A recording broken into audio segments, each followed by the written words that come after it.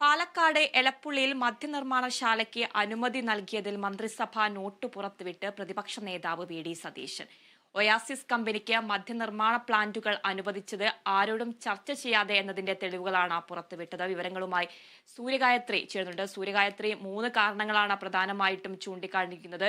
മുന്നണികളുമായിട്ടും ഒരു ചർച്ച പോലും നടത്താതെയാണ് മദ്യനിർമ്മാണ പ്ലാന്റുകൾക്ക് അനുമതി നൽകിയതടക്കമുള്ള കാര്യങ്ങളാണ്. കൂടുതൽ വിശദാംശങ്ങൾ എങ്ങനെയാണ്? മന്ത്രിസഭയിൽ പരിഗണിക്കപ്പെട്ട കുറിപ്പ് പുറത്തുവിട്ടുകൊണ്ടാണ് സർക്കാരിനെതിരെയുള്ള പ്രതിരോധം പ്രതിപക്ഷ നേതാവ് ഇപ്പോൾ കൂടുതൽ ശക്തമാക്കുന്നത് എന്നുള്ളതാണ്. പ്രതിപക്ഷം ഈ വിഷയത്തിൽ ആദ്യം മുതൽ തന്നെ ഉയർത്തി വന്നിട്ടുണ്ടായിരുന്നത് മറ്റ് കൂടിയാലോചനകൾ ഒന്നും നടത്താതെ സർക്കാരും ഒയാസിസ് കമ്പനിയും ചേർന്ന് നടത്തുന്ന ഒരു അഴിമതിയുടെ ഭാഗമായിട്ടുള്ളതാണ് ഈ മദ്യ കമ്പനി എന്നുള്ളതാണ്. അത് കൂടുതൽ തെളിവുകൾ പുറത്തുവിട്ടുകൊണ്ട് താൻ അത് തെളിയിക്കുമെന്നുള്ള കാര്യം പ്രതിപക്ഷ നേതാവ് നേരത്തെ തന്നെ അറിയിച്ചിട്ടുണ്ടായിരുന്നു. അതിന്റെ ഭാഗമായിട്ടാണ് ഇപ്പോൾ ഈ കുറിപ്പ് പുറത്ത് വിട്ടത് എന്നുള്ളതാണ്. ഇതിൽ മറ്റ് വകുപ്പുകളോടൊന്നും തന്നെ കൂടിയാലോചനകൾ നടത്തിയിട്ടുണ്ടോ എന്ന ചോദ്യത്തിന് ഇല്ല എന്ന് മന്ത്രി എം.ബി. രാജേഷ് തന്നെ മറുപടി നൽകിയിരിക്കുന്നത് കാണാൻ സാധിക്കും.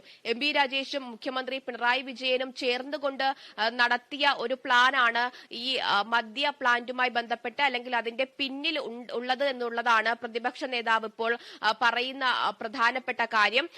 മറ്റ് മന്ത്രിമാരാരും തന്നെ ഈ കാര്യം അറിഞ്ഞിട്ടില്ല. അവരോടൊന്നും തന്നെ ഈ വിഷയവുമായി ബന്ധപ്പെട്ട് യാതൊരുവിധ ചർച്ചയും നടത്തിയിട്ടില്ല. മുന്നണിക്കകത്ത് പോലും ഈ വിഷയത്തിൽ ചർച്ച നടത്തുകയോ അതിൽ ഒരു അഭിപ്രായം അത് മറ്റുള്ളവരുടെ ഭാഗത്തുനിന്ന് തേടുകയോ ചെയ്തിട്ടുണ്ടോ എന്നുള്ളത് പരിശോധിക്കേണ്ട കാര്യമാണെന്നും വി.ഡി. സതീശൻ പറയുന്നു. ആദ്യം മുതൽ തന്നെ പ്രതിപക്ഷ നേതാവും അതുപോലെ തന്നെ രമേശ് ചെന്നിത്തലയും ഒക്കെ ഉയർത്തിക്കൊണ്ടു വന്നിട്ടുണ്ടായിരുന്നത് ഈ അഴിമതിയിൽ എന്ത് കിട്ടി, എത്ര കിട്ടി എന്നത് മാത്രം പറഞ്ഞാൽ മതി എന്നുള്ളതാണ്. 2023-24 മദ്യ നയവുമായി ബന്ധപ്പെട്ടാണ് ഈ മദ്യ പ്ലാന്റിന് അനുമതി നൽകിയത് എന്നുള്ള വാദമാണ് ആദ്യം മുതൽ തന്നെ മന്ത്രി എം.ബി. രാജേഷ് ഉന്നയിക്കുന്നത്. പ്രതിപക്ഷ നേതാവ് ഇപ്പോൾ പുറത്തുവിട്ട കുറിപ്പിലും ഒയാസിസ് കമ്പനിയെ കുറിച്ച് അത് കമ്പനിയുടെ നേട്ടങ്ങൾ അല്ലെങ്കിൽ വലിയ കമ്പനിയാണ് എന്നടക്കമുള്ള കമ്പനിയെ പുകഴ്ത്തി പറഞ്ഞുകൊണ്ടുള്ള വിശദീകരണങ്ങളും കാര്യങ്ങളും ഒക്കെ തന്നെയാണ് കൊടുത്തിട്ട് ഉള്ളത്. പക്ഷേ ഈ ഇതിലെ ഓണർ അല്ലെങ്കിൽ ഒയാസിസ് കമ്പനിയുടെ ഓണർ അത് ദില്ലി മദ്യ നയ ആരോപണ കേസിലെ പ്രതിയാണ് എന്നത് മറന്നു പോകുന്നു എന്നുള്ള വിമർശനം കൂടി പ്രതിപക്ഷ നേതാവ് ഈ കൂട്ടത്തിൽ ചേർക്കുകയാണ്. മറ്റ് കമ്പനികൾ ഒന്നും തന്നെ ഈ കരാറിന്റെ കാര്യത്തെപ്പറ്റി അറിയാത്തത് എന്തുകൊണ്ടാണ്, ഒയാസിസ് മാത്രം എങ്ങനെ അറിഞ്ഞു എന്നുള്ള ചോദ്യമാണ് വീണ്ടും പ്രതിപക്ഷം ഉന്നയിക്കുന്നത്. കൂടുതൽ തെളിവുകൾ പുറത്തുവിട്ടുകൊണ്ട് തങ്ങൾ പറഞ്ഞ കാര്യം അത് വസ്തുതയ്ക്ക് നിരക്കുന്നതാണ്, യാഥാർത്ഥ്യമാണ് എന്നത് തെളിയിക്കാനുള്ള ശ്രമമാണ് പ്രതിപക്ഷത്തിന്റെ ഭാഗത്തു നിന്ന് നടക്കുന്നത്. ഇപ്പോൾ പ്രതിപക്ഷ നേതാവ് പുറത്തുവിട്ടിരിക്കുന്ന ഈ ക്യാബിനറ്റ് നോട്ടിലും മറ്റ് വകുപ്പുകളുമായിട്ട് ഈ വിഷയത്തിൽ ഒരു ചർച്ചയും നടത്തിയിട്ടില്ല എന്നുള്ള കാര്യം കൂടി വ്യക്തമാകുകയാണ്.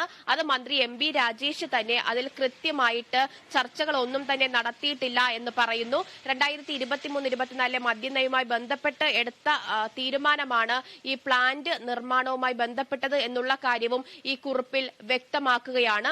എന്തായാലും ഈ ബ്രൂവറി വിഷയവുമായി ബന്ധപ്പെട്ട് വലിയ രീതിയിലുള്ള വിമർശനങ്ങൾ ഉയർന്നു വരുന്ന സാഹചര്യത്തിലാണ് ഈ ഭരണപക്ഷത്തിന്റെ ഭാഗത്തുനിന്ന് തന്നെ ഇത്തരത്തിൽ മറ്റ് കൂടിയാലോചനകളൊന്നും നടത്താതെയാണ് ഈ തീരുമാനത്തിലേക്ക് എത്തിയിട്ടുള്ളത്. മുഖ്യമന്ത്രിക്കും മന്ത്രി എം.ബി. രാജേഷിനും മാത്രം അറിയുന്ന ഒരു വിഷയമാണ് എന്ന രീതിക്ക് കാര്യങ്ങൾ കുറച്ചുകൂടി ഉറപ്പിക്കാൻ പ്രതിപക്ഷത്തിന് ആകുന്നു എന്നുള്ളതാണ്. അത് വരും ദിവസങ്ങളിൽ വലിയ രീതിയിലുള്ള വിമർശനങ്ങൾക്ക് വഴിവെക്കുമെന്ന കാര്യത്തിലും യാതൊരുവിധ സംശയവുമില്ല.